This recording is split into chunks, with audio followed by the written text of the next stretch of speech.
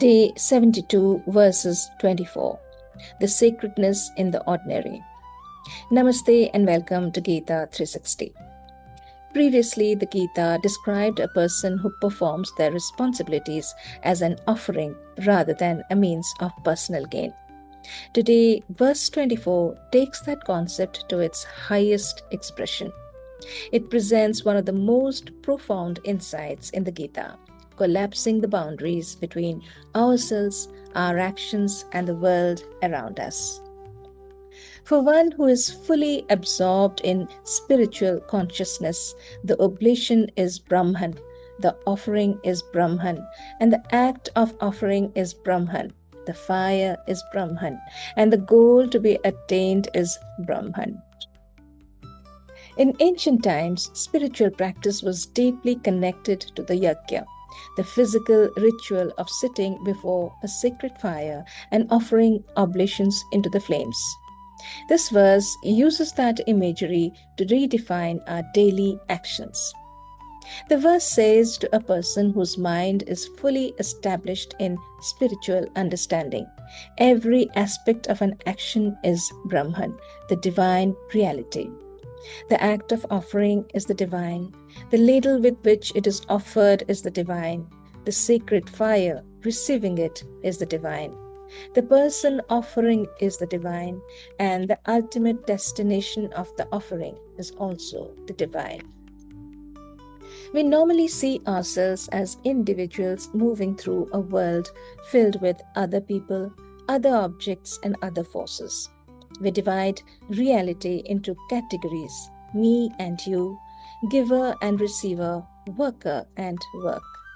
This verse explains that when a person acts out of pure awareness with freedom from selfish desire, the rigid sense of separation begins to dissolve.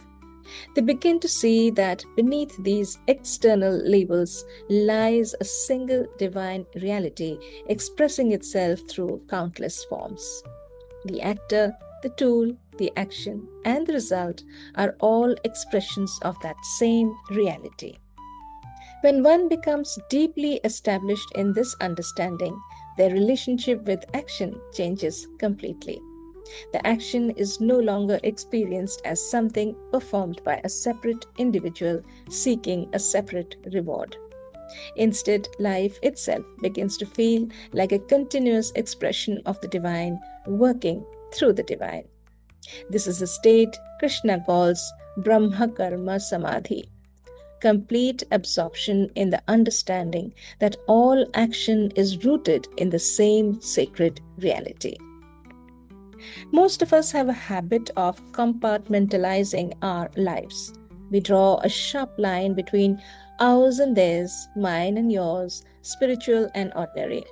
We think of peace as something that belongs to a quiet room, a vacation, a morning prayer, or a meditation cushion. And we treat our regular routines as chores that we need to get through. At a practical level, these distinctions help us function in daily life, but they can also become the source of loneliness, anxiety, comparison, and conflict.